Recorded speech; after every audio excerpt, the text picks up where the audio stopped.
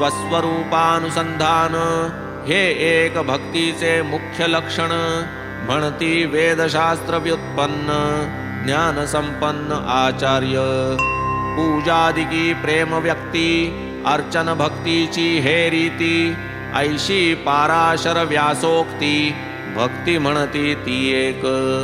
गुरुप्रीत्यर्थ उपवन पारिजातादि पुष्पावचय जाण. गोमय सडा सम्मार्जन गुरु अंगण झाडावे.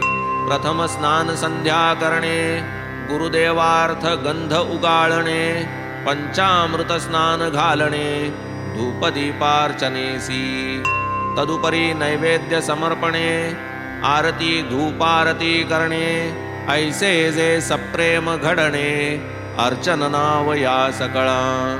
आपुले हृदयीची चित्कला शुद्ध बुद्ध स्वभाव निर्मला. मूर्तीत आमंत्रुनिती जला अर्चनाला लागावे. मग ते चित्कला मागुती पूजनार्चन विसर्जनांती. निज हृदयी पूर्वस्थिती अवस्थित करावी.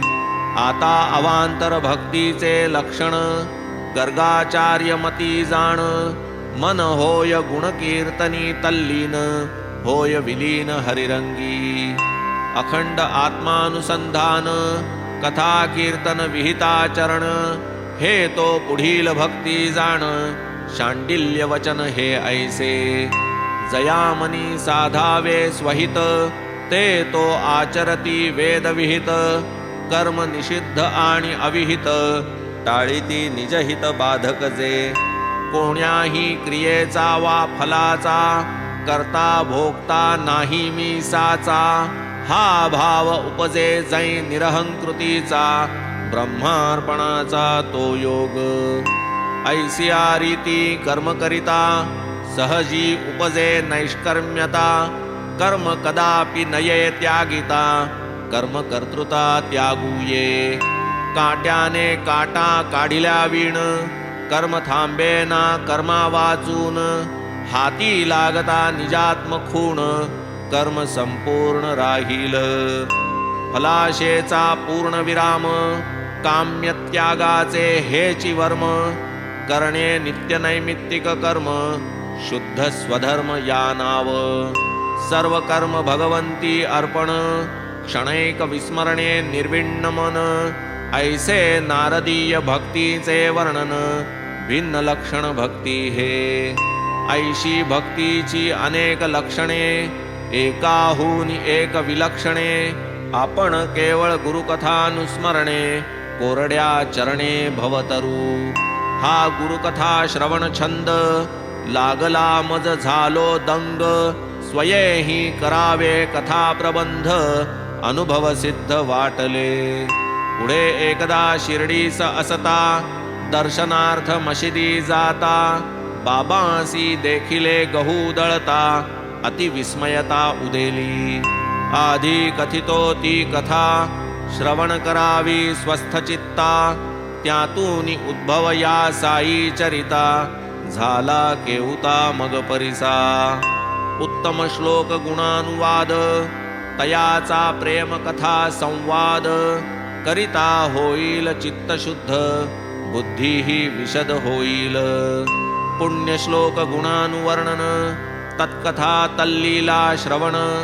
येणे भगवत परितोषण क्लेश निवारण त्रितापा. अधिभूतादिताप निर्विण्ण आत्महितेच्छु आत्मप्रवण. आवडी तयांचे धरिती चरण अनुभव संपन्न मग होती. असो आता दत्तचित्त वाजी परिसा गोड वृत्तांत. वाटेल बाबांचे आश्चर्य बहुत कृपावंतत्व पाहुनी. एके दिवशी सकाळी जाण बाबा करोनी दंत धावन. सारोनी मुख प्रक्षाळन मांडू दळण आरंभिले. हाती घेतले एक सूप गेले गव्हाचे पोत्या समीप. भरभरून मापावर माप गहू सुपात काढिले. दुसरा रिकामा गोण पसरिला वरी जात्याचा ठाव घातला. खुंटा ठोकून घट्ट केला भावान ढिला दळताना. मग अस्तन्या सारुनी वरी कफनीचा घोळ आवरी बैसका देऊनी जात्याचे शेजारी पसरूनी पाय बैसले. महदाश्चर्य माझिये मना दळणाची ही काय कल्पना अपरिग्रहा अकिंचना ही का विवंचना असावी. असो खुंटा धरोनी हाती मान घालोन या खालती बाबा निज हस्ते जाते ओढिती वैरा रिचविती निशंक. संत देखिले अनेक परी दळणारा हाची एक गहू पिसण्याचे ते काय सुख त्याचे कौतुक तो जाणे. लोक पाहती साश्चर्य चित्ता धीर न पुसाया हे काय करिता गावात पसरता हे वार्ता पातल्या तत्वता नरनारी. धावता धावता बाया थकल्या चौघी लगबगा मशिदी चढल्या जाऊनी बाबांचे हाता झोंबल्या खुंटा घेतला हिसकोनी. बाबा त्या सवे भांडती त्या एकसरा दळू लागती दळता बाबांच्या लीलावानिती गीते गाती बाबांची. पाहुनी बायांचे प्रेमाला उसना राग ठाईच निवाला रागाचा तो अनुराग झाला हसू गालात लागले. दळण झाले पायलीचे सुपरिकामे झाले साचे बायांचे मग तरंग मनाचे लागले नाचू अनिवार. बाबान स्वये भाकर करीती त्यांची तो प्रत्यक्ष भैक्ष वृत्ती ते या पिठाचे काय करीती बाया तर्किती मनात. नाही बाईल नाही लेक बाबा तो एकुलते एक घरदार न संसार देख कशास कणिक एवढी. एक म्हणे बाबा परम कृपाळ आम्हा प्रित्यर्थ तयांचा खेळ आता ही कणिक निखळ देतील सकळ आम्हा ते. करीतील आता 4 भाग एकेकीचा एक एक विभाग ऐसे मनात मांडे देख त्या सकळीक भाजिती. बाबांचे खेळ बाबांसी ठावे कोणी न तयांचा अंत पावे परी बायांचे मनाचे उठावे लोभे लुटावे बाबांना. पीठ पसरले गोधूम सरले जाते भिंतीसी टेकून ठेविले सुपात बायांनी पीठ भरिले नेऊ आदरिले घरोघर.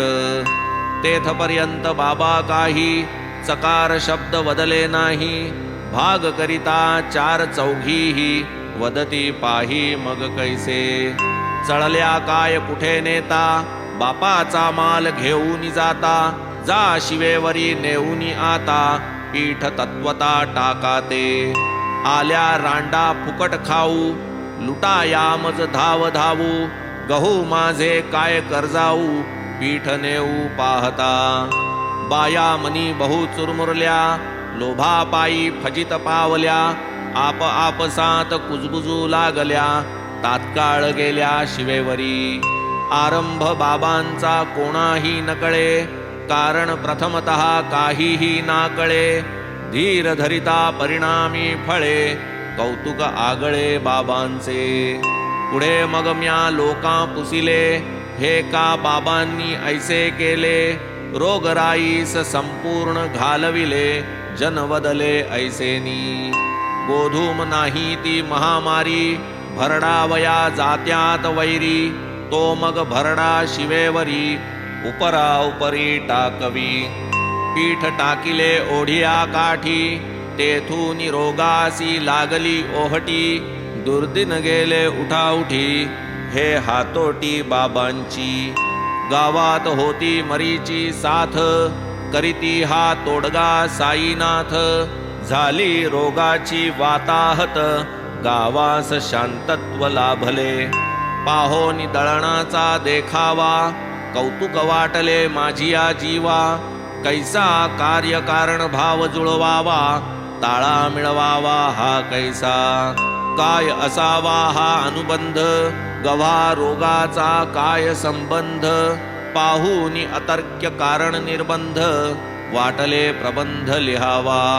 क्षीरसागरा याव्या लहरी प्रेम उचंबळले तैसे अंतरी वाटले गावी ती पोटभरी कथा माधुरी बाबांची हेमाड साईनाथासी शरण संपले ते मंगलाचरण संपले आप्तेष्ट संत नमन सद्गुरुवंदन अखंड पुढील अध्यायी ग्रंथ प्रयोजन अधिकारी अनुबंध दर्शन यथामती करीन कथन श्रोता स्वस्थ मन परिसिजे तैसेच श्रोत्या वक्त्यांचे निजहित ऐसे हे श्री साई सच्चरित रचिता हा कोण हेमाडपंत होईल ही विदित पुढारा स्वस्ति श्री संत सज्जन प्रेरिते भक्त हेमाडपंत विरचिते श्री साई समर्थ सच्चरिते मंगलाचरणं नाम प्रथमोऽध्यायः सम्पूर्णः